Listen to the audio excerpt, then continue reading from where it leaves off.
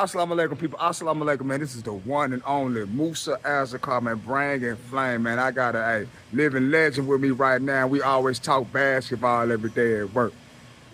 And I let my man introduce himself, man. I slick forgot what he told me. And I want to let him know his resume. So go ahead and speak, my man. I call him Big Will, right? But he want to be more accurate with it. Go ahead with it, baby. Okay, my name is Willie Sheldon. They call me Chill Will in high school. I went to high school at Toledo Scott High School, just 30 minutes south of Detroit, Michigan.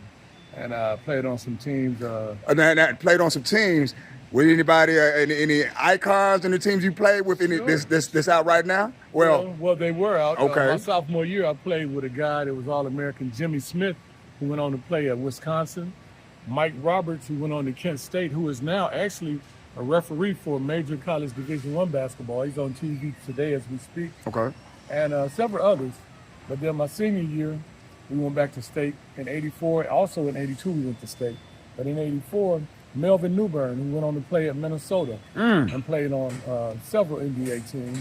A guy by the name of Chris Holiness, who went on to play at University of Toledo. And God rest his soul, he's deceased now. So is Jim Smith.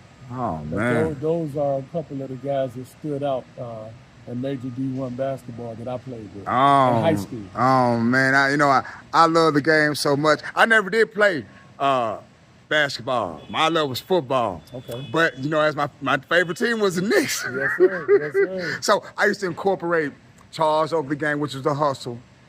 Then I tried to put a little Larry Johnson with Patrick Ewing.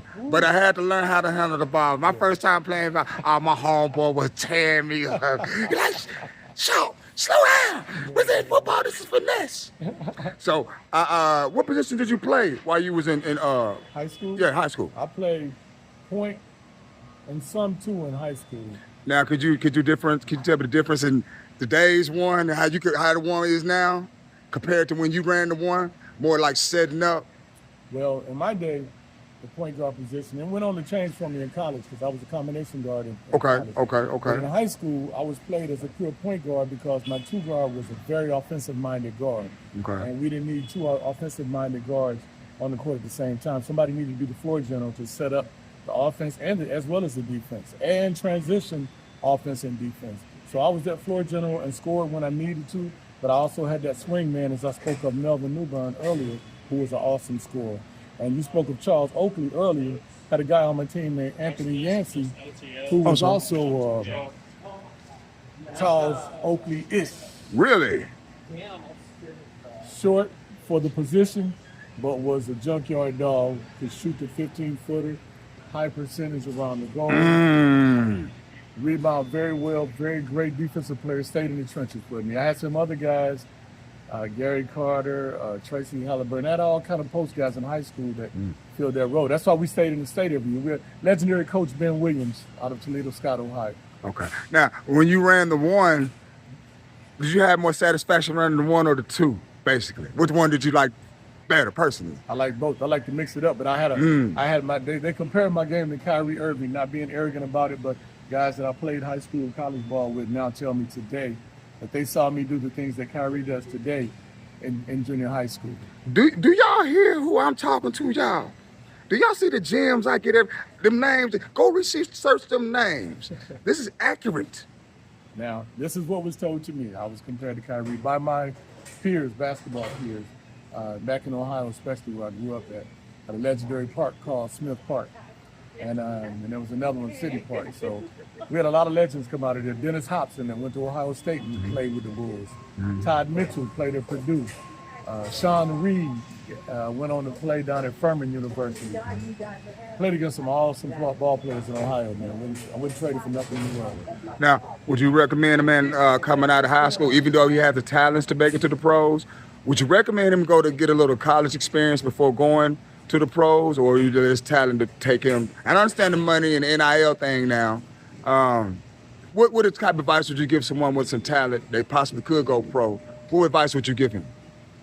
My advice would be get at least 1 year in college, on the floor experience, not sitting on the bench watching. And take advantage of the NIL deal. Take advantage of the NIL, Okay. and maybe even 2 years, because when you get to that level at NBA, which I never played in the NBA, but just being a basketball, ex-basketball player, looking at the pressure that they're under. I played against a lot of guys, Chris Childs and so on and so forth, that went on to play in the NBA. You need that experience before you get up against bigger, stronger. And that one and done, is a lot of pressure in playoffs. One and done. Yeah. Hurt a lot. I'm talking about far as not. I didn't mean it one and done like 1 year. I'm talking about one game. One game. Yeah, March Madness. Excuse my basketball vernacular, sir.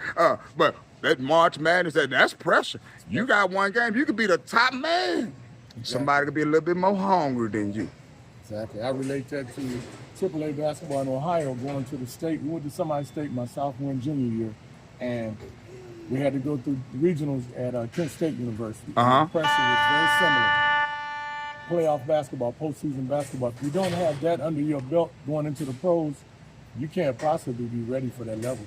And I also think you need, the NBA, it's man lifestyle. Men ain't got time to be straggling somebody along. While you in college, you have some type of role model, coaches or some type of mentor that could guide you in the right spot. And it's so much temptation out there for these young men. I can imagine it is. Now, in my day in high school, where I grew up at, like I said, 30 minutes from Detroit, but Toledo was its own entity. About an hour and a half from Dayton, Ohio, north. The peer pressure was there for anything you wanted to do at a young age. If you didn't have guidance and leadership in your life, you could get into just about whatever you wanted to get into. These days, it's everywhere. But back then, if you didn't have the guidance and the leadership in your life to keep you straight, you could have got into a lot of different negative things. And I think that's what we see as a whole across the spectrum in all sports. You see a lot of, I don't want to say mama's boys, but boys without the agency of a father or the agency of a man figure. And you see a lot of reaction, one quick temperaments going around, young men getting in trouble out of ignorance. Yes. Doing wrong because you don't know it's wrong. Exactly. Or you know it's wrong and you haven't been guided to stay away from it, because the consequences down the road, you hurt your chances in your future to be successful. And if you don't have a man or a father in your life to give you that information up front, to be proactive before you make the mistake. Whoa. We got a lot of guys in prison right now because they didn't have it. My biology black man, Mr. Coach Scruggs, he used to tell me, it's okay to be ignorant because you didn't know. But once you do something wrong, you knew, you stupid. Once you know better, you got to do better. That's the Christian quote right there. And I stand by that. And I'm guilty of that myself. Oh, man, wait, man. There's been times that I did know better and made mistakes, but repent later. Listen, this is a mirror right here. There it is. I'm looking at my mirror right here. I learn something about myself every day. I don't point no fingers, man. Man, because I find myself in a loop. And with those mistakes I made, I try my best to pull my sons aside and say, look, here's where I made a mistake. I made it, you don't have to. Or just young men in general. It doesn't need to be any specific ethnic background, any young man. Because, temptation is so easy now, especially boys who want attention. Because that's all they really want is responsibility and attention. Yes. And men today don't have the patience. Like, coming up, man, even the D-boys, even the boys that was in the street, they knew they could discern and look like, nah, young man, that ain't you. Yeah. And I had that, and I had the luxury of having that in Toledo, Ohio. A lot of guys that might have been a little dirty, had their hands a little dirty, but they recognized I didn't want that life. I had a younger sister. They guided me. No, look, Willie, we can shoot ball together. You can sit around and communicate with us. But when we about to get dirty, little Willie, you need to go on about your business. And I had the luxury of having men in my life like that. They were not relatives, just guys at the park that cared enough about me to do that. I had a vice lord that was in school with me, man, and I was trying to get up under his wing, and one day he just came to my house out the blue. Hey, man, we got to part our ways. Yes. This ain't you. This ain't for you. And and here's the thing. I've always been one. I raised my boys to understand.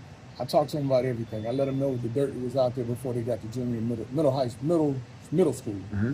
Because when you have an idea of what it is, it can't sneak up on you. When you already know what it is, it's been explained to you and been broken down in 4 different languages, you can see it a mile away and say, you know what, I'm going to take this alternate route. So when God puts an ability to see it in front of you, he also gives you a way out. Oh man, and you really you can now. My petty officers tell me a cheap lesson is the best lesson learned. Like you can learn from somebody else's mistake, but some man just always gonna fall. Man, always gonna fall. Always. But my thing is, learn from it. Learn from. Don't repeat it. Learn from it. And again, we're all guilty of it. Oh man, I like. That's See, right. This is my mirror, right? But to have these conversations with the younger guys today will help them later. And a lot of guys that I talked to 10 years ago, 5 years ago, come back and, thank you for the conversation. But they're giving praise, and that's not my praise. It goes to God, because those mistakes I tried to keep you from, I actually made. So, well, it's all God's plan. and It's a line. It's a line. It's called discipleship. Man, listen here. Hey, the brotherhood is good. Well, I wish the brothers would get together and just talk, but and just, brother, you look good today. Brother, you don't even know. How you doing, brother? I'm in some groups that do that. Yeah. And I try to do that as well with other people. Still got a long ways to go. Oh, But man. There's some groups out there, but if you can form some small groups and get it started, it's always a good thing for the youth. Yeah. Hey, man, this is a good conversation. I hope y'all youngers can build on this. Take whatever, copy and paste, like, share, and subscribe, and we'll be back with some more gems later on. Peace. Real Muslim, one who makes salat, a damn devil could bow down, jackass. Devils can prostrate. Devils can make sajda. That don't mean you're a Muslim because you pray like one. A Muslim is what a Muslim does. Your whole life should be devoted in service to Allah. And don't tell me it's just prayer and fasting during the month of Ramadan and paying a little jive zakat. God damn it, it's going out, getting the people in the mud and freeing the slave and lifting your people. And if you're not doing that, don't talk to me about what a true Muslim is. You're nothing but a